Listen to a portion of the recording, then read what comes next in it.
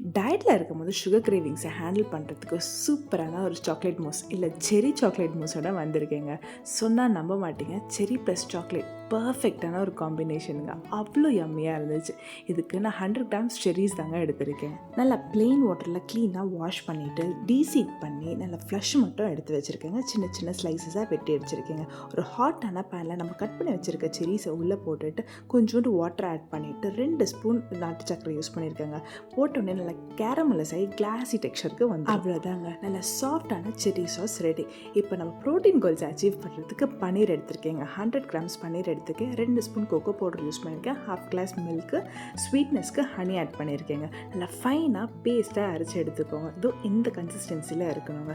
இப்போ ஒரு class jar எடுத்துக்கோங்க. இனி லேயரிங் தாங்க. First layer chocolate mousse add பண்ணியிருக்கேன். அதுக்கு மேலே கேரமலைஸ் பண்ணி வச்சுக்க செரிஸ். ஸோ 3 டைம்ஸ் இதே ஸ்டெப்ஸை ஃபாலோ பண்ணியிருக்கேன். 3 to 4 ஹவர்ஸ் நல்லா ஃப்ரீஸ் பண்ணி எடுத்திங்கன்னா சூப்பரான சாக்லேட் மூஸ் ரெடிங்க.